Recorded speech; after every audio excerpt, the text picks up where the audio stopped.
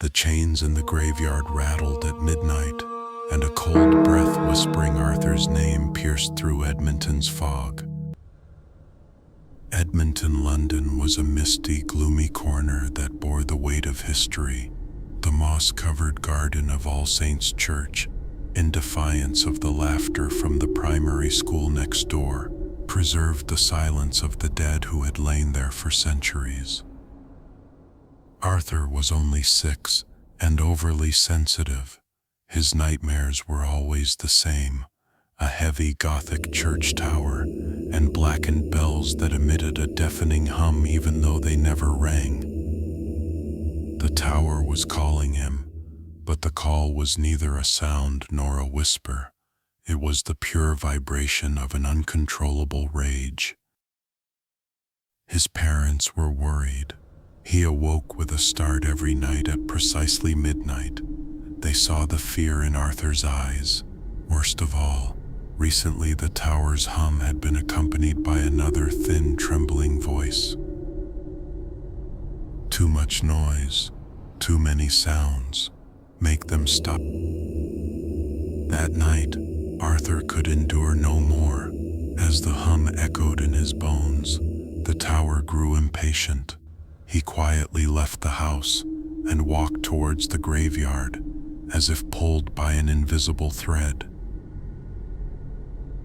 The whisper led him to the grave of Charles Lamb and his sister, Mary Lamb. The rusty chain around the vine-choked stone seemed to be strained, as if stretched tight to hold something inside. Beneath the stone silence, Arthur sensed the volatile, sharp breath of a woman's unhinged mind. Exhausted, Arthur knelt, resting his head against the marble etched with Charles Lamb's name. The whisper led him to the grave of Charles Lamb and his sister, Mary Lamb. The rusty chain around the vine-choked stone seemed to be strained, as if stretched tight to hold something inside. Beneath the stone silence, Arthur sensed the volatile, sharp breath of a woman's unhinged mind. Exhausted, Arthur knelt, resting his head against the marble etched with Charles Lamb's name. The whisper was now very close, coming from the stone, deep and melancholic. "Arthur, I want you, Arthur." In one last moment of surrender, Arthur fell asleep upon the grave. With his eyes closed, the hum from the church bell tower turned into a real sound, first a low, deep tone, then a rapidly escalating, horrifying clash of metal on metal. Arthur woke up with a jolt. The bells were ringing wildly. It was midnight. The midnight chimes.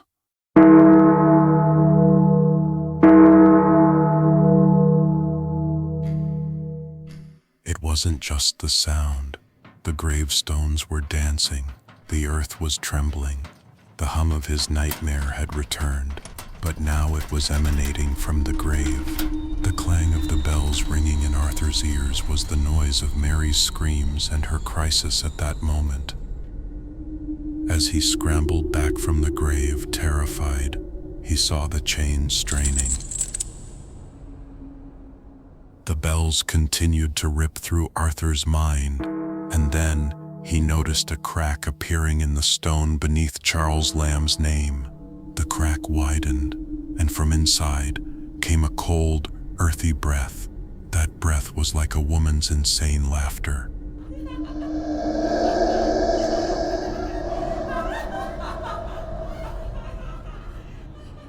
But within those whispers, Mary's thin voice was sharp and distinct like a knife. "Arthur, Arthur, silence now. You are mine." The dreadful smell emanating from the crack in Charles Lamb's grave seared Arthur's nostrils, and then the ivy slowly pulled back from the edges of the tomb, as if an invisible hand were lifting it.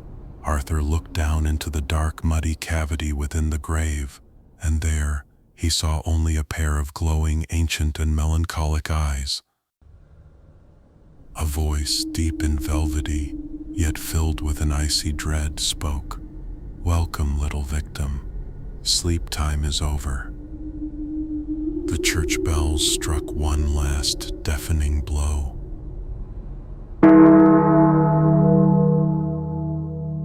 And Arthur's scream vanished into the rustling of the ivy among the graves in the cold, silent Edmonton graveyard.